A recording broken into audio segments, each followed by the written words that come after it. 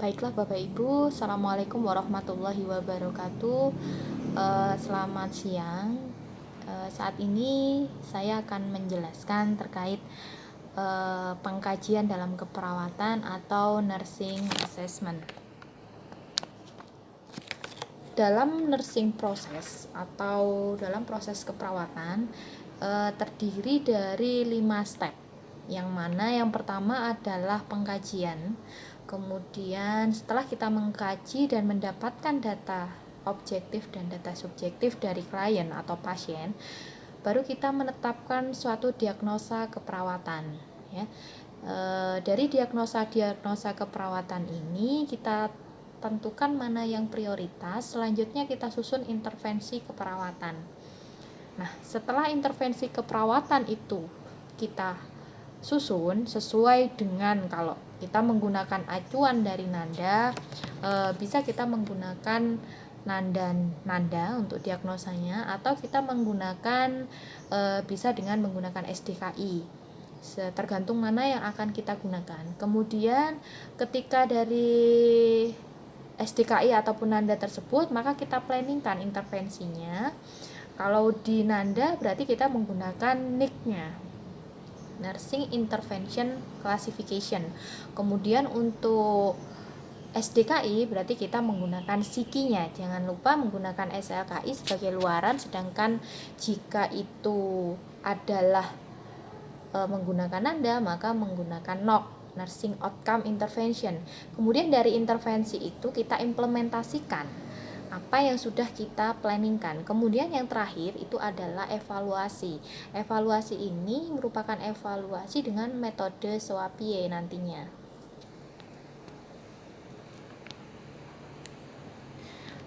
Definisi dari nursing assessment, ya. Jadi pengkajian keperawatan merupakan suatu bagian integral yang secara holistik, ya.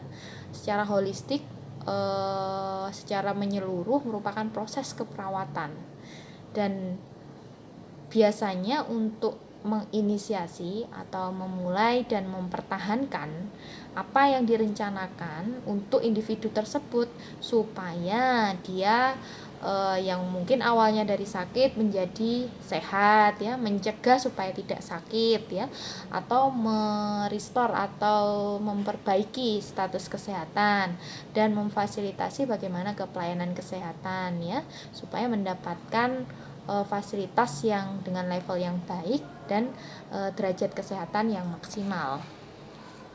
Nah, di sini tujuannya untuk pengkajian yaitu untuk mengumpulkan data. Jadi kita pengumpulan data, baik itu data objektif maupun data subjektif, dengan menggunakan pengkajian.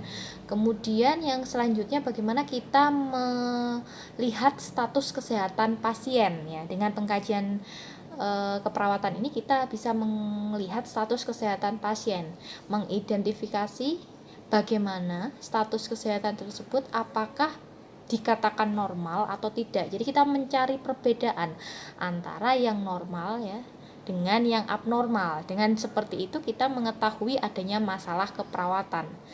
Selanjutnya kita akan mengetahui bagaimana kekuatan dari klien atau pasien ini terhadap masalah, apa mekanisme coping apa yang digunakan oleh klien ketika ada masalah tersebut. Itu fungsi dari pengkajian, ya.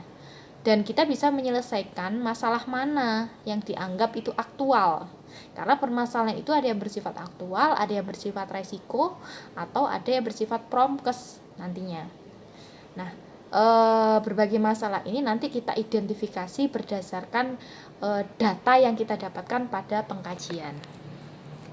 Nah, di sini adalah teknik-teknik komunikasi. Jadi beberapa teknik komunikasi yang digunakan oleh perawat ketika melakukan interview atau wawancara untuk mendapatkan data objektif dan data subjektif kepada pasien. Yang pertama bisa menggunakan afirmasi atau memfasilitasi pasien, ya. Kemudian teknik silent, ya. Jadi kita ada beberapa event di mana seorang perawat harus menggunakan teknik diam ketika melakukan wawancara, misalnya pada orang-orang dengan gangguan atau tidak sehat jiwa, ya. Di sini bisa menggunakan teknik klarifikasi ya. Kemudian dengan menggunakan restarting, kita bagaimana memulai suatu tanya jawab dengan pasien ya, atau kita menggunakan teknik active listening, jadi kita hanya mendengarkan saja, mendengarkan apa yang disampaikan oleh pasien ya, atau menggunakan pertanyaan yang terbuka, refleksi, kita mengajarkan pada atau kita menceritakan pada pengalaman kita dan lain sebagainya ya. Itu merupakan teknik komunikasi, kita mengajak pasien bercanda dengan teknik humor misalnya, tidak harus serius terus ya dengan pasien, bisa dengan menggunakan teknik humor, atau informing, memberikan informasi ya. Nah, banyak sekali yang kita bisa pilih di sini, jadi tergantung teknik apa yang akan kita gunakan dalam berkomunikasi dengan pasien ya. Di sini ada beberapa skill yang harus dimiliki oleh seorang perawat dalam melakukan pengkajian. Yang pertama adalah yang jelas harus memiliki kognitif yang baik seorang perawat ya. Pasti menjadi seorang perawat itu tidak mudah, harus melewati jenjang pendidikan dari mungkin dulu SPK ya, kemudian sekarang D3, sekarang lebih update lagi harus sarjana, bahkan harus magister misalnya kalau di pendidikan ya. Nah, kemudian harus punya problem solving ya, jadi harus bisa memecahkan masalah yang ada ya. Jangan membuat masalah, jadi seorang perawat jangan membuat masalah, jadi problem solving harusnya. Nah, psikomotor, bagaimana kita memiliki keterampilan skill teknik cara memasang infus, kemudian nah itu kan psikomotor ya, arah skillnya. Kemudian afektif atau interpersonal yang baik, jadi seorang perawat harus memiliki sikap yang baik, bagaimana kita bisa memberikan contoh sikap yang baik ya. Jadi perawat tuh harus memberikan contoh, karena public figure ya di lingkungan rumah sakit, ketika kita mengatasi permasalahan dari klien. Kemudian kita harus punya etik yang bagus, etikanya ya, jadi seorang perawat juga harus beretika yang baik, jangan sampai kita seorang perawat tapi tidak beretika ya, jadi harus memiliki etika yang baik. Nah, kemudian selanjutnya adalah pengumpulan data. Nah, di pengumpulan data di sini kan kita mengumpulkan ada data subjektif ya. Apa yang dimaksud dengan data subjektif? Nah, data subjektif ini apa yang disampaikan oleh pasien atau klien ya, apa yang dia pikirkan ya, dia pikirkan, kemudian dia percayai, belief, kemudian apa yang dia rasakan, kemudian apa yang sensasi pada indera pendengaran, penciuman ya, kemudian dari indera penglihatan, pola pikirnya seseorang, itu termasuk data subjektif ya. Jadi data subjektif ini termasuk dari tanda-tanda yang ada pada riwayat kesehatan pasien misalnya. Nah, biasanya data subjektif ini tidak dapat diukur, jadi berupa pernyataan ya, karena pernyataan ini sifatnya bisa bersifat subjektif ya, tidak objektif ya. Nah, kalau pengen yang bersifat objektif, maka pengumpulan datanya dengan menggunakan pengukuran ya, berdasarkan misalnya mengukur tanda-tanda vital. Nah, itu kan sudah pasti kalau TTV normal itu berapa gitu ya. Jadi itu adalah data-data objektif. Sedangkan pemeriksaan yang hasil lab dan hasil ronsen atau seperti itu ya, biasanya itu juga termasuk data objektif, karena memang berdasarkan hasil pengamatan ya, pengamatan dan memang hasil pengukuran yang pasti ya, sehingga ini juga merupakan sumber data yang bisa dikumpulkan ketika kita melakukan pengkajian. Di sini ada beberapa tipe pengkajian ya, jadi ada yang komprehensif, di mana kita mengkaji status kesehatan klien secara keseluruhan ya. Jadi secara keseluruhan kita kaji. Jadi mulai head to toe, mulai kepala sampai kaki. Nah, sedangkan ada yang tipenya focus assessment, di mana dia pengkajiannya secara fokus saja. Jadi secara fokus mengkaji pada area tertentu. Misalnya ketika pasien merujuk pada IGD, sehingga perawat IGD nggak mungkin melakukan pengkajian secara overall ya, secara semuanya. Jadi dia pasti akan melakukan pengkajian secara khusus dan fokus pada area-area tertentu yang dirasa memang misalnya ABC-nya ya, airway, breathing, dan circulation-nya. Nah, seperti itu contohnya adalah pengkajian fokus. Kemudian ada juga di sini kita mempelajari terkait metode pengumpulan data. Ada yang menggunakan interview, jadi bagaimana kita berwawancara dengan pasien menggunakan beberapa pertanyaan ya yang sudah kita list mungkin atau sudah ada checklistnya ya. Kemudian yang kedua adalah observasi, kita melihat dan mengamati ya. Kalau di metode pengkajian itu inspeksi ya, mengobservasi ya, mengamati saja. Kemudian yang ketiga adalah pengkajian fisik. Nah, di mana pengkajian fisik ini harus kita detail ya, IPPA ya, tidak hanya inspeksi, berarti palpasi, perkusi, dan auskultasi harus kita lakukan ya. Yang interview kita bahas dulu. Yang pertama, interview bisa menggunakan directive interview, berarti kan kita melakukan interview secara langsung pada pasien ya. Biasanya pertanyaan ini bisa dikontrol oleh perawat ya, karena kita langsung memberikan pertanyaan pada pasien. Tapi kalau non directive interview berarti kan kita tidak memberikan pertanyaan secara langsung, interview secara tidak langsung. Biasanya kita mendapatkan hasilnya berdasarkan summary atau hanya klarifikasi data-data yang sudah ada. Itu bisa dijadikan sebagai interview, tapi dia model non directive interview. Selanjutnya adalah observasi. Nah, interview sudah, sekarang observasi. Observasi itu kita bisa menggunakan panca indera kita. Jadi kita menggunakan bagaimana cara kita melihat, membau, kita menggunakan panca indera ya, mendengarkan ya. Data-data itu kita dapatkan dengan memflorkan kemampuan perawat dalam merasakan menggunakan sense masing-masing ya, indera masing-masing. Makanya seorang perawat tidak boleh buta huruf atau mungkin adanya gangguan pendengaran ya, karena memang tugas kita nanti kedepannya adalah bagaimana kita melakukan komunikasi yang baik dengan pasien sehingga mengumpulkan data, kemudian intervensi maupun implementasinya bisa maksimal gitu ya, termasuk nanti yang lainnya ya. Kemudian ada pengkajian fisik ya. Jadi pengkajian fisik ini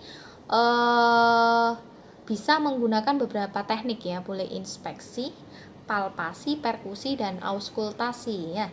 Jadi inspeksi kan berarti melihat, kemudian palpasi berarti meraba ya, merasakan dengan tangan ya, kemudian perkusi berarti kita mengetuk-ngetuk ya, mengetuk dengan menggunakan 2 jari, kemudian auskultasi dengan menggunakan stetoskop ya. Nah, itu kemudian di sini ada beberapa teknik untuk pengkajian. Bisa menggunakan teknik dengan pengkajian fungsi menurut Gordon ya. Di sini ada 10 kalau nggak 11 ya, fungsi yang bisa kita kaji per fungsi. Kemudian menurut Dillon, pengkajian Dillon, nah dia mengukur berdasarkan sistem. Jadi per sistem pengkajiannya. Ya, jadi kalau Gordon itu sudah paten ada 11 jadi 1 2 3. Oke. Nah, di situ biasanya ada model-model teknik pengkajian yang kita pilih, terserah. Jadi perawat itu terserah menggunakan metode pengkajian apa. Nah, selanjutnya adalah riwayat kesehatan. Nah, tujuan dari riwayat kesehatan ini banyak sekali ya. Menyediakan database subjektif, mengidentifikasi kekuatan pasien ya, permasalahan pasien mana yang aktual dan mana yang potensial ya, bagaimana dukungan untuk pasien ya, kemudian bagaimana kebutuhannya dan bagaimana support system dari keluarga terhadap riwayat kesehatan. Ada yang sifatnya komplit riwayat kesehatan, ada yang fokus. Perbedaannya apa? Nah, kalau komplit ya jelas komplit semua riwayat kesehatan itu kita kaji. Misalnya data biografi ya, kemudian riwayat masuk rumah sakit, riwayat penyakit sekarang, riwayat penyakit terdahulu, riwayat keluarga ya, itu berarti komplit, health history-nya komplit. Bagaimana suku dan budayanya ya, tumbuh kembangnya bagaimana, terutama di anak itu ya lengkap ya. Tumbuh kembang harus dijelaskan di situ, dikaji. Psikososialnya gimana, itu komplit. Nah, ketika itu fokus health history ya, di situ hanya spesifik saja dari masing-masing yang tadi itu ya, dari penjelas biografi, kemudian masuk rumah sakit, riwayat penyakit terdahulu, riwayat kesehatan sekarang. Nah, itu hanya spesifik, alasan spesifik saja yang dicantumkan di situ. Jadi tidak perlu semua dijelaskan detail ya. Nah, yang pertama tadi kan ada biografi ya. Biografi atau identitas diri di pengkajian itu kan terdiri dari nama, alamat ya, nomor telepon ya, dan lain sebagainya. Status, baik itu status menikah atau belum gitu ya. Kemudian status pendidikannya, tingkat pendidikan maksud saya. Kemudian ada jenis kelamin ya. Itu masuk dalam biografi. Nah, kemudian alasan masuk rumah sakit ya. Jadi alasan masuk rumah sakit ini biasanya diceritakan yang paling utama, chief complaint, yang paling utama apa yang menjadi keluhan ketika dia masuk rumah sakit. Jangan semua diceritakan. Nah, status kesehatan saat ini ya. Jadi status kesehatan saat ini itu baru perjalanannya. Bagaimana pasien ini bisa sampai di rumah sakit, itu perjalanan penyakitnya seperti apa, riwayat penyakitnya itu seperti apa, riwayat penyakit saat ini. Jadi bagaimana keluhan utama tadi diperoleh, kemudian bagaimana menggambarkan keluhan utama tersebut. Misalnya nyeri ya, di yang yang awal tadi ya, chief complaint tadi yang pertama adalah nyeri. Berarti di current health status itu yang dijelaskan adalah bagaimana nyeri itu PQRST-nya ya. Nah, kalau riwayat kesehatan terdahulu berarti kita menceritakan sebelum masuk rumah sakit ya. Mungkin pasien dulu pernah diperiksa di beberapa balai pengobatan misalnya, atau mungkin pernah melakukan operasi, atau pernah mengkonsumsi jenis-jenis obat tertentu dan lain sebagainya. Nah, itu bisa diceritakan. Atau imunisasi yang sudah terlewati kemarin apa saja. Nah, itu riwayat alergi atau perjalanan sebelumnya kemana. Nah, itu berarti past health history ya. Jadi masuk kepada riwayat penyakit terdahulu apa saja yang pernah dialami oleh pasien. Nah, kemudian riwayat penyakit keluarga. Nah, ini juga penting karena ada beberapa penyakit yang sifatnya keturunan. Jadi dari situ kita bisa mengkaji apakah penyakit-penyakit ini pernah diderita oleh keluarga-keluarga sebelumnya. Nah, contohnya penyakit kronis ya, diabetes, kemudian hipertensi ya. Nah, nanti mengarah ke stroke ya. Kemudian ada TBC. Nah, itu penyakit-penyakit yang kronis yang sifatnya menurun dan genetik yang beresiko keturunannya nanti punya. Nah, dari situ kita wajib mengkaji yang namanya family history. Nah, di sini harus ada penjelasan. Ini gambaran ya, ini genogramnya. Kita menjelaskan sudah ada. Mungkin Bapak Ibu sudah pernah membuat genogram ya. Yang jelas untuk genogram ini kedua keturunan ke bawah ya, jangan ke atas. Karena kalau ke atas ya kalau dia punya nenek atau kakek yang masih hidup. Kalau enggak berarti nggak bisa bikin genogram. Berarti yang ditulis adalah 2 generasi ke bawah. Sebentar. Berarti yang ditulis adalah 2 generasi ke atas. Maaf. 2 generasi ke atas sehingga memungkinkan data-data keturunan itu didapatkan dari yang kakek nenek ataupun buyut ya, mbah buyut dan sebagainya. Jadi yang ditulis 2 generasi ke atas, maaf. Kemudian yang ke bawah itu tidak wajib karena siapa tahu pasien masih belum anak atau belum punya keturunan ya. Jadi yang jelas 2 generasi yang di atasnya ya, yang harus ditulis untuk genogram. Kemudian di sini ada psikososial yang juga harus terkaji ya. Banyak sekali di sini bagaimana dia kepercayaan terhadap pelayanan kesehatan, kemudian pengkajian status nutrisinya, aktivitas dan latihan dari seseorang, rekreasinya. Ini kalau sudah holistik ya pengkajiannya untuk yang riwayat ya. Jadi semua dikaji di sini. Nah, ini persiapan ketika kita melakukan pengkajian. Jadi, untuk melakukan pengkajian, apa hal-hal yang harus kita prepare ya? Yang pertama adalah persiapan lingkungan. Persiapan lingkungan. Jadi, selain persiapan lingkungan juga ada persiapan equipment atau alat. Dan yang terakhir adalah persiapan klien ya.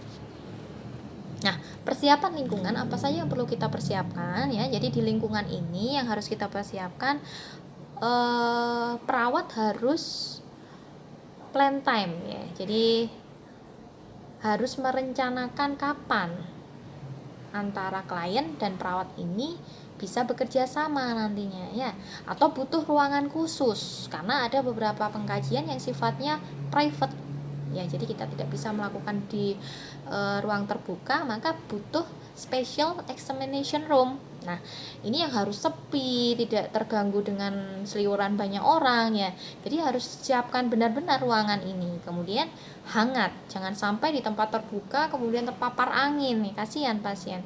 Kemudian dengan suhu yang nyaman, kemudian pencahayaan yang cukup ya.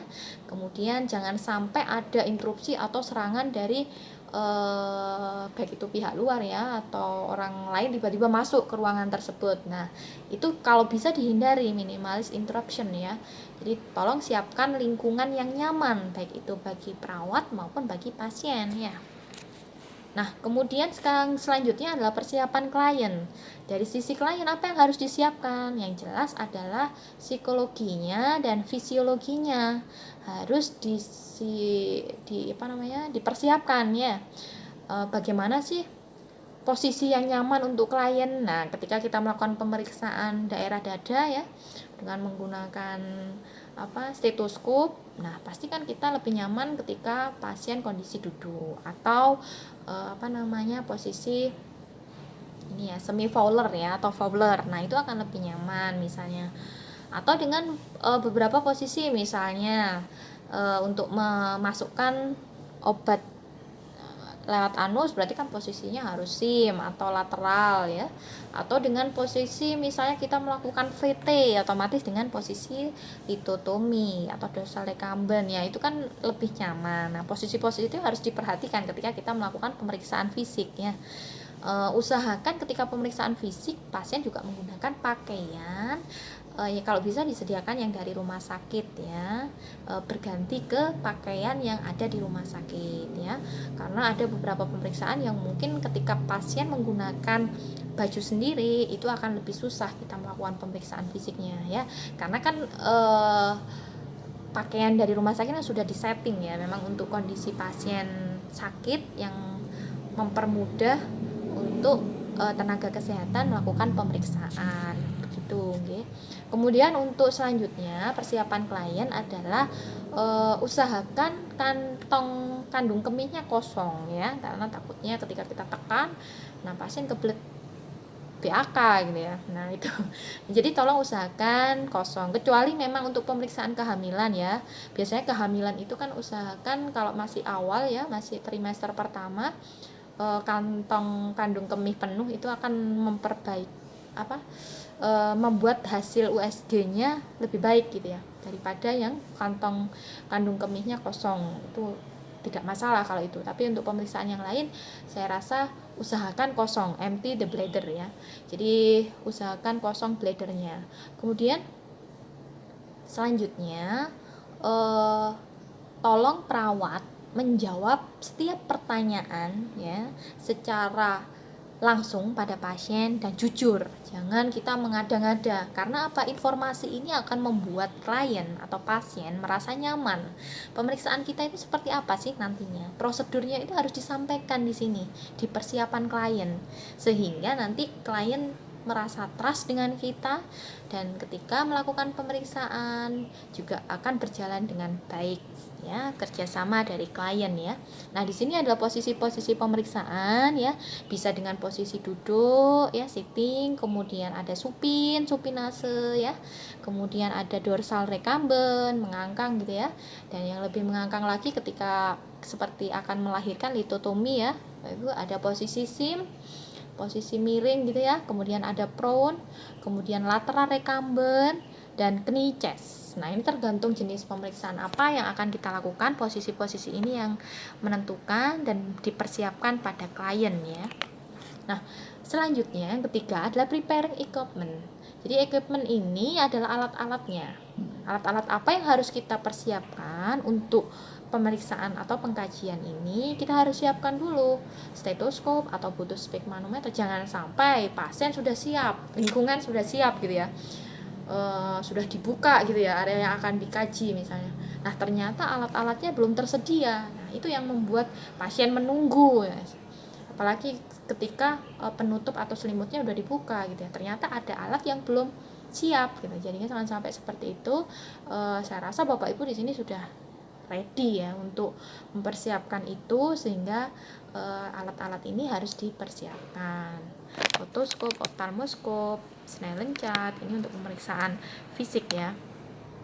Nah, teknik-teknik yang digunakan bisa menggunakan inspeksi seperti yang saya sampaikan tadi, berarti melihat ya. Palpasi biasanya menekan, kemudian perkusi kita menggunakan ketuk jari, 2 jari, dan auskultasi kita menggunakan alat bantu stetoskop. Inspeksi ya, berarti kita melihat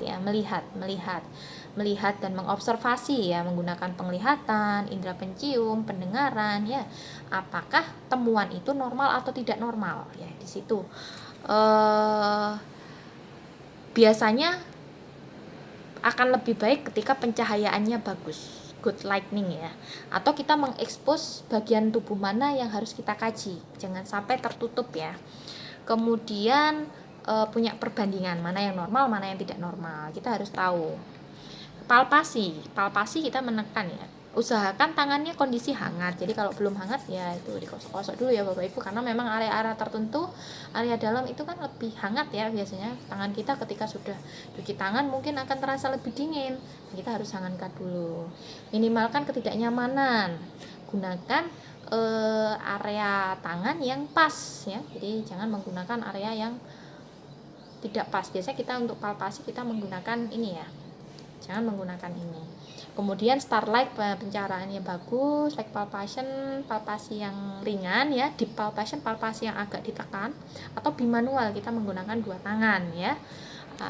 Kemudian nih contohnya, jadi jangan menggunakan area palpasi untuk area ini ya, telapak tangan untuk palpasi, tapi kita menggunakan ini untuk palpasi ya.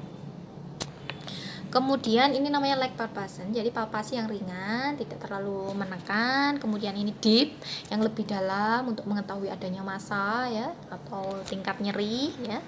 Kemudian ada bimanual, kita menggunakan 2 tangan ya. Bapak Ibu saya rasa sudah paham. Atau kita VT biasanya kan bisa menggunakan 2 jari ya. Nah, perkusi kita menggunakan dua tangan ya, untuk mengetahui apa? Lokasi, bentuk, ukuran, densitas dari suatu jaringan ya. Bisa bersifat mediate, intermediate ya, atau first percussion ya. Nah, ini contohnya. Jadi yang dipukul adalah area jari ya. Jangan langsung kita memukulkan pada badan pasien ya. Oke.